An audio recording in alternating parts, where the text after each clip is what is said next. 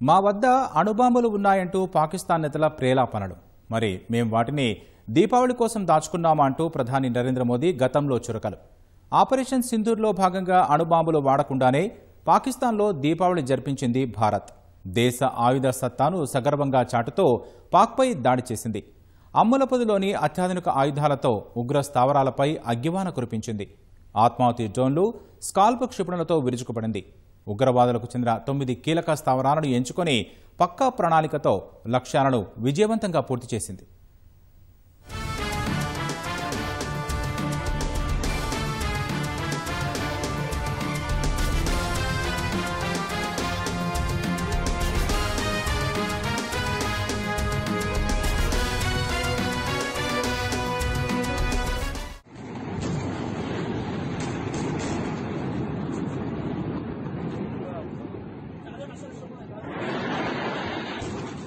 యుద్ధ తంత్రంలో వ్యూహ రచన ఎంత కీలకమో, ఎంచుకునే లక్ష్యాలు, ఉపయోగించే ఆయుధాలు కూడా అంతే కీలకం.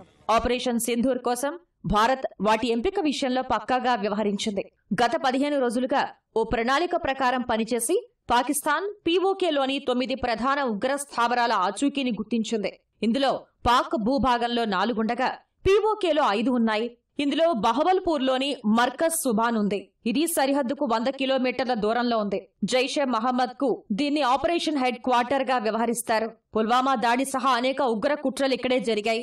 మర్కజ్ సుబాన్ క్యాంపస్ లో 600 మంది ఉగ్రవాదుల ఇళ్లున్నాయి. జైషే చీఫ్ మసూద్ అజర్ సన్నిహితులు ఈ కేంద్రం నుంచి ఉగ్రవాదులకు శిక్షణ ఇవ్వడం, ప్లానింగ్ వంటివి చేశారు. మసూద్ ఇల్లు కూడా ఇక్కడే ఉంది. ఆపరేషన్ సింధూర్లో మసూద్ 10 మంది కుటుంబ సభ్యులు, మరో 4 అనుచరులు ప్రాణాలు కోల్పోయారు. ఈ ఆపరేషన్లో భద్రతా బలగాలు సాధించిన అతిపెద్ద విజయం ఇది.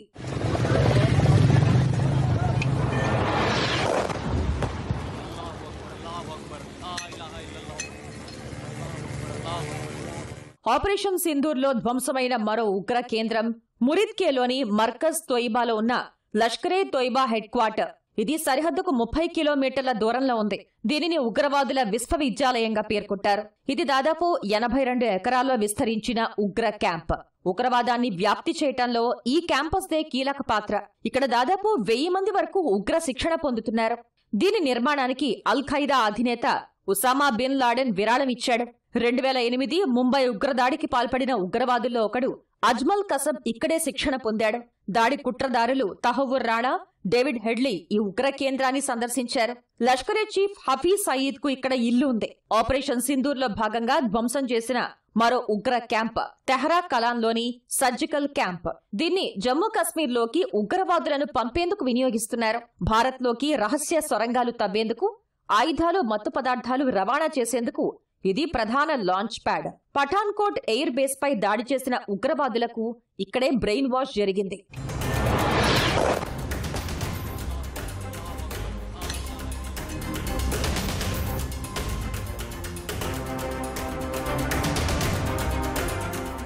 ఆపరేషన్ సింధూర్లో దెబ్బతిన్న మరో ఉగ్ర క్యాంప్ సియాల్కోట్లోని మెహమునా జోయా క్యాంప్. హిజ్బుల్ క్యాంపుగా ఉన్న ఇది అంతర్జాతీయ సరిహద్దుకు 15 కిలోమీటర్ల దూరంలో ఉంది. ఎల్లప్పుడూ ఇక్కడ 20 నుంచి 25 మంది ఉగ్రవాదులు ఉంటుండగా 50 మంది ఉండేందుకు ఏర్పాట్లున్నాయి. ఇక బర్నాలలోని లష్కరే తొయిబా ఉగ్ర స్థావరాన్ని కూడా భారత భద్రతా బలగాలు ధ్వంసం చేశాయి. ఇది పాక్ ఆక్రమిత కశ్మీర్లో ఉంది. ఇక్కడ 150 మందికి శిక్షణ ఇచ్చేందుకు ఏర్పాట్లున్నాయి. పూంచ్, రాజౌరి, రియాసీ సెక్టార్లోకి లష్కరే ఉగ్రవాదులు ఆయుధాలు పంపేందుకు దీన్ని వాడతారు. ఇక కోట్లీలో జైషే ఆయుధాగారం కూడా దెబ్బతిన్నది. 125 మందికి శిక్షణ ఇచ్చేలా ఇక్కడ ఏర్పాట్లున్నాయి. పఠాన్కోట్ ఉగ్రవాద దాడి తర్వాత జైషే మహమ్మద్ తన ఆయుధాలు, మందుగుండును ఇక్కడ నిల్వ చేయడం మొదలుపెట్టింది. భారత్లో జరిగిన పలు ఉగ్రవాద దాడులకు ఇక్కడే ఉగ్రవాదులే కారణం. ఆపరేషన్ సింధూర్లో ధ్వంసమైన కోట్లీలోని మస్కర్ రహీల్ షహీద్ హిజ్బుల్ ముజాహిదీన్ కు చెందిన స్థావరం. ఇది పీఓకేలో ఉంది. దాదాపు 200 మంది ఉగ్రవాదులకు శిక్షణ ఇచ్చేలా దీన్ని నిర్మించారు. ప్రస్తుతం ఇక్కడ 30 మంది వరకు ఉండవచ్చని అంచనా. Border action team, sniping technique, పర్వత యుద్ధ తంత్రాల్లో ఇక్కడ శిక్షణ ఇస్తారు.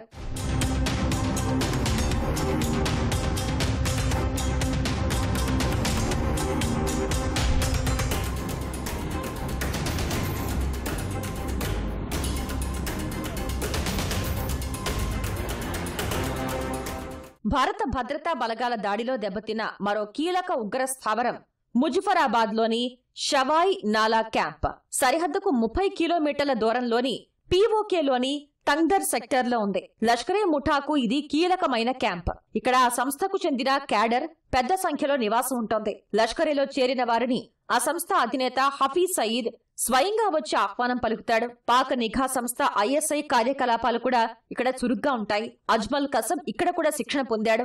ఇక పీఓకేలోని జైషే ప్రధాన కేంద్రాల్లో ఒకటి ముజఫరాబాద్లోని సైద్నా బిలాల్ ఉగ్ర స్థావరం. ఇక్కడికి వచ్చే వారికి పాక్ ఎస్ఎస్జీ కమాండోలు శిక్షణ ఇస్తారు. జమ్మూ కశ్మీర్లోకి ఉగ్రవాదుల్ని తరలించేందుకు వీలుగా దీన్ని రవాణా క్యాంపుగా వినియోగిస్తారు.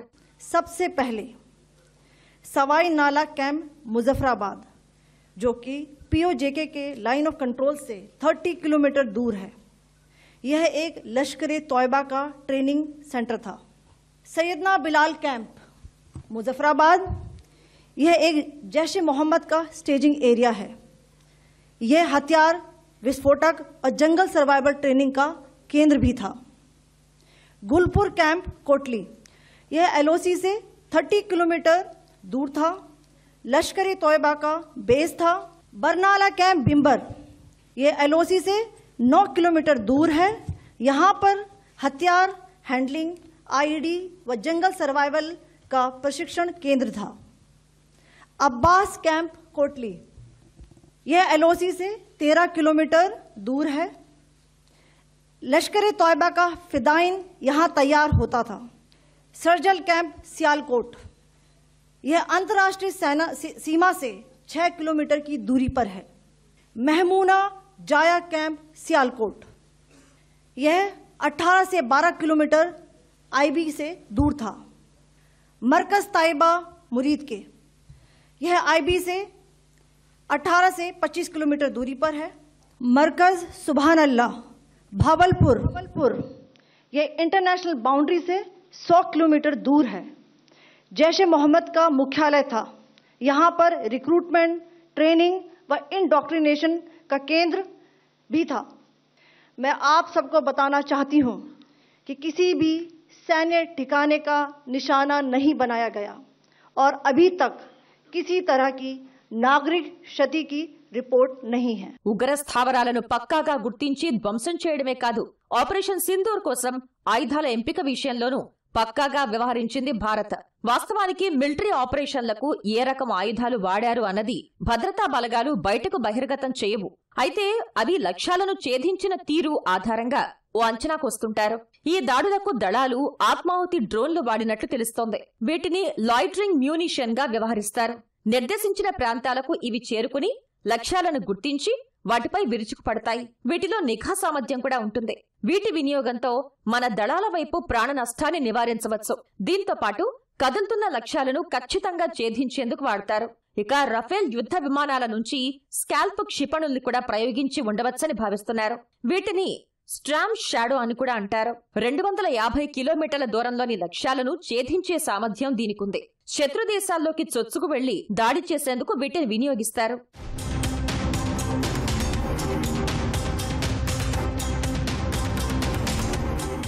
ఆపరేషన్ సింధూర్ కోసం హ్యామర్ బాంబులను కూడా వాడినట్లు తెలిసిందే. బహుళ అంతస్తుల భవనాలు, బంకర్లను ధ్వంసం చేసేందుకు వీటిని వినియోగిస్తారు. ఇది స్మార్ట్ బాంబు కోవలోకొస్తుంది.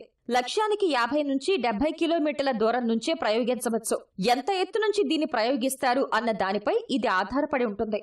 9 ఉగ్ర స్థావరాలపై దాడి చేసేందుకు వేర్వేరు ప్రదేశాల నుంచి ఏకకాలంలో దాడులు నిర్వహించారు. దాడుల విషయంలో త్రివిధ దళాలు పూర్తి సమన్వయంతో వ్యవహరించాయి. పాక్లో దాడులు ధ్వంసం చేయాల్సిన ఉగ్ర స్థావరాలపై పరస్పరం సహకరించుకున్నాయి. అతిపెద్ద ఉగ్ర స్థావరాలైన బహవల్పూర్, మురిద్కేలను ధ్వంసం చేసే బాధ్యతను వాయుసేన స్వీకరించినట్టు తెలుస్తోంది. ఇక మిగిలిన వాటి సంగతి ఆర్మీ చూసుకుంది. నౌకాదళం తమ నిఘా వ్యవస్థలైన P-8I విమానాలు, MQ-9 డ్రోన్లతో సహకారం అందించింది. The locations were so selected to avoid damage to civilian infrastructures and loss of any civilian lives. The point of impact in each of the target was a specific building or a group of buildings. All the targets were neutralized with clinical efficiency, and the results reiterate the professionalism of the Indian Armed Forces in the planning and execution of their operations. No military establishments were targeted. India has demonstrated considerable restraint in its response. However, it must be said that the Indian armed forces are fully prepared to respond to Pakistani misadventures, if any, that will escalate the situation. ఉగ్రవాద స్థావరాలను గుర్తించడం, పక్కా ప్రణాళికతో దాడి చేయటం, అందుకు అత్యాధునిక ఆయుధాలను వినియోగించడం ద్వారా ఆపరేషన్ సింధూర్ను విజయవంతం చేశాయి త్రివిధ దళాలు. ఈ దాడితో పహల్గాం ఉగ్రవాద దాడిలో ప్రాణాలు కోల్పోయిన వారికి ఘనమైన అంజలి ఘటించాయి.